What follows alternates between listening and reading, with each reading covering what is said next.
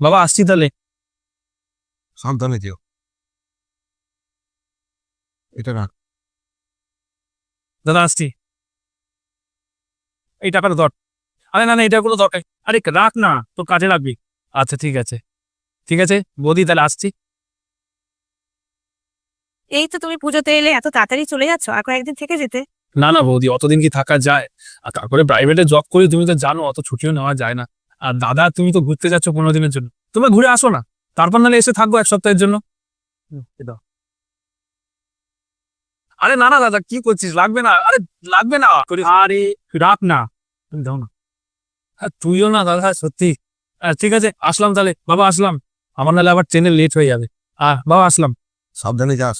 আর ট্রেনে ওঠার আগে জল খাবার যা হয় সব নিয়ে নিস। আচ্ছা ঠিক আছে বাবা, আসছি আসছি। আচ্ছা, একটা কথা জিজ্ঞেস করবো তোমাকে। হ্যাঁ বলো না। সকালে যখন ভাই যাচ্ছিল, তখন বাবা 500 টাকা, তুমি 100 টাকা, আর তুমি আমাকে দিয়ে 50 টাকা দেওয়ালে। এটা ঠিক আমি বুঝলাম না। ভাই কি কোনো ছোট বাচ্চা যে ওকে তোমরা চিপস খাবার, লজেস খাওয়ার জন্য টাকা দিচ্ছিলে? ভাইয়ের যদি টাকার দরকারই হয়, তাহলে একটু বেশি করে দিতে। আচ্ছা সাথী, আমরা কালকে ঘুরতে যাচ্ছি তাই তো? হ্যাঁ, আমরা কালকেই তো যাচ্ছি। এর উত্তরটাও তুমি কালকেই পেয়ে যাবে। হ্যাঁ? হ্যাঁ। ও আসলাম। সাবধানে যাস, সাবধানে যেও। এনে এটা তুই রাখ। বৌমা তুমি এটা রাখো। আচ্ছা বাবা, তোমাকে একটা কথা জিজ্ঞেস করবো। হ্যাঁ বল, কি জিজ্ঞেস করবি? আচ্ছা, আমরা যখনই কোথাও বাইরে যাই, তুমি আমাদের টাকা দাও কেন? আর আমরা তো এখন ভালোই উপার্জন করি। আর এই 200-300 টাকায় আমাদের আজকাল কি হয়? তোকে তো আগে এই কারণটা বলেছিলাম। না তবুও আরেকবার বলো না। আমার বাবার বাবা ঠাকুরদা তার আগের থেকেই এই নিয়মটা চলে আসছে। আর তাছাড়া আমার বাবাকেও আমি এই প্রশ্নটা করেছিলাম। উনি আমাকে বলেছিলেন যে একটা সময় এরকম আসে যে ঘরের সন্তানরা বড় হয়ে যায়, নিজের পায়েও দাঁড়িয়ে যায় এবং টাকা উপার্জন করতেও শিখে যায়।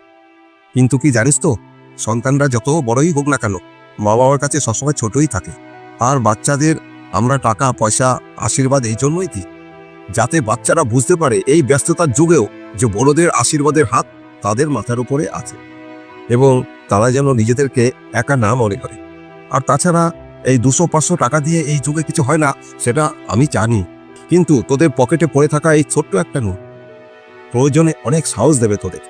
তোমরা হয়তো ভাবছো যে তোমরা অনেক বড় হয়ে গেছো, কিন্তু বাড়ির বড়দের কাছে তোমরা এখনো বাচ্চাই আছো।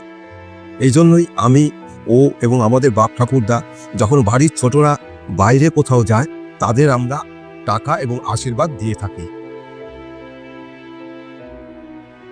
বাবা তাহলে আসছি, হ্যাঁ তুই সাবধানে থাকো।